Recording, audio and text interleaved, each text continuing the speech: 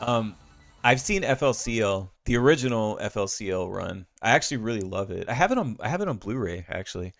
Um, So you were still on I Earth. even have the Pillows soundtrack CDs. That show got me into the Pillows as a band.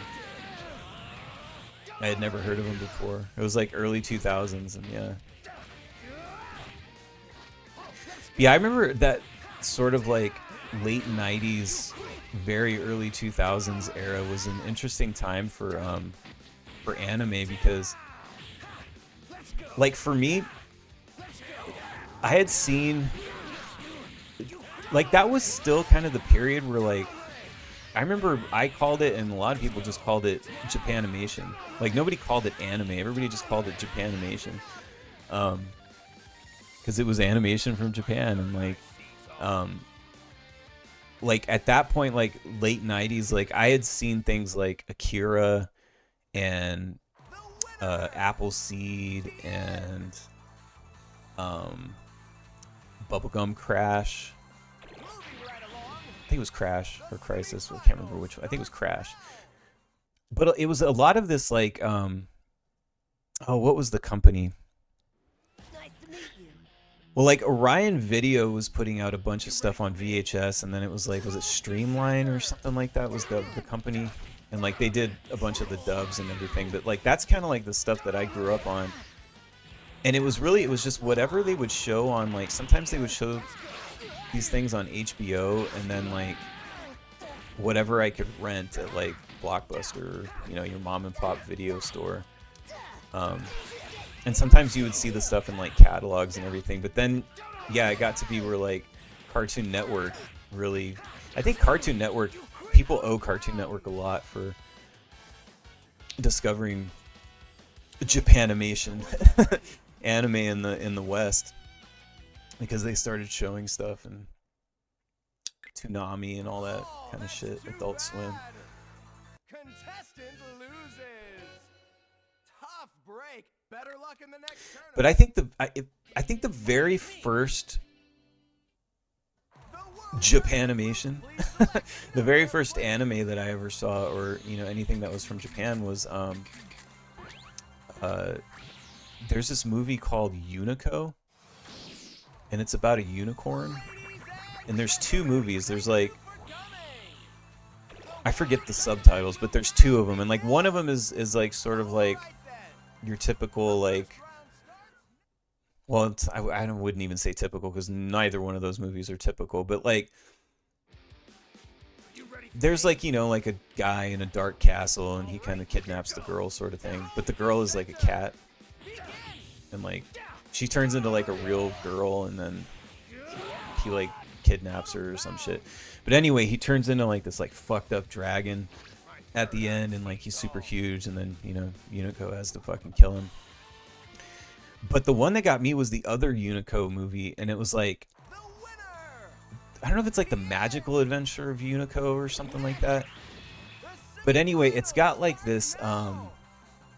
uh this wizard who like he has like this underling. I think his name's Toby, and this wizard has this underling who's he keeps telling him like, yeah, I'm gonna teach you like all this like wizard magic and shit. But you gotta go and you gotta turn like all the people in your village or whatever into like these wooden puppets, um, or living wooden puppets or some shit. So basically, he turns his own family and like everybody in his village into these wooden people, right? And then he fucking plays this song, and they all the wooden people like follow him to like the evil wizard's like tower or whatever. And then what's fucked up is like what you find out is that like the wizard's using like all these wooden people to like literally like build a castle like out of people. So they're just like basically like stones and like this castle or this building or whatever. And I don't know why, but when I was a kid, it really disturbed me. It was just super disturbing to see these like wooden people just sort of like follow along to this song that he was playing on a flute, and then they all like line up in place like bricks like in a building, and they're just supposed to live there for eternity because they're not dead. They're just like frozen in this like wooden form. I don't know, and it really disturbed me, but that was like, yeah, the first, and I didn't realize what it was at the time. Like, I knew it kind of like, the animation looked different than what I was used to, but then it was like, then I saw like Akira, and then I was like, oh, this is from Japan. Or I saw Akira in like 1988 or something like that. I had rented it, and if my parents had known what the fuck I was renting at the time, they thought I was just renting a cartoon. They would have fucking flipped their lids, man. They would have freaked out.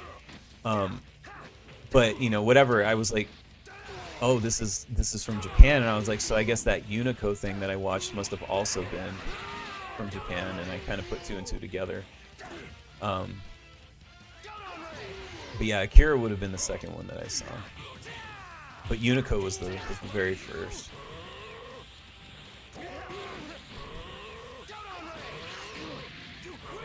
And then like when I saw Akira and like I liked it and everything, and then maybe it was 1989 actually, now that I think about it. But anyway, yeah, I would rent any fucking Japanese animation that I could find at a video store. I would just, anything I could find, I would rent it. Even if it looked like something I wouldn't like, I would just rent it anyway and watch it. You know, and then I saw things too, like, you know, Robotech, Macross, like stuff like that.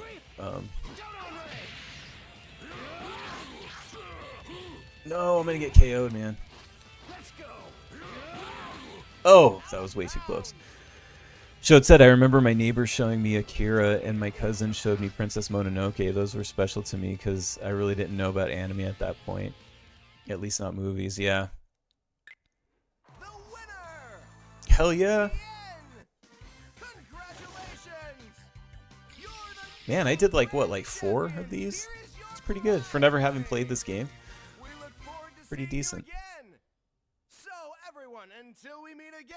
But yeah, it was cool seeing all that stuff back in the day. It's weird too how you get attached to dubs, because I recently got the 4K of Akira, and the whole reason I got it was because I never bought the Blu-ray or DVD release or whatever of Akira, because they redid the fucking dub, and I have a real, and like maybe it's more accurate, it might be more accurate to what the actual Japanese is, maybe it makes more sense, but I grew up with the Ocean, or not Ocean, sorry, the Orion dub, so it was like Streamline Cinema or whatever did it, and from that VHS, like that's what I grew up on. So when I rented it, I think when it came out on DVD or Blu-ray or whatever, I can't remember, but whatever's on the Blu-ray is like the different dub in English, and it just wasn't the same, because like I have like a nostalgia for that original one. So the 4K is really cool because it gives you that original 80s dub, which is, again, probably not accurate, but that's just sort of, that was the first way that I saw it, so that's what I like. But it's interesting how that happens with anime and early dubs. I know I see stuff about Dragon Ball all the time, because like Dragon Ball is crazy with the different amounts of English dubs that there are. There's like 4 or something like that. It's crazy. You know, and some of the dubs didn't even span the entire series, so it's like you're only getting like the first part or whatever. But yeah, it's pretty wild, like how that'll, you know, affect the way that you see the movie. And then it's not as bad if I have like an attachment to an English dub, but then I watch it in Japanese with subtitles. That's different for some reason. That doesn't really bother me. I can do that, but switching English dubs is a rough one for me, because it would be like watching like Looney Tunes or something, and then watching Looney Tunes again with a new Bugs Bunny actor, and it's like different. It would totally fuck with you. So but anyway,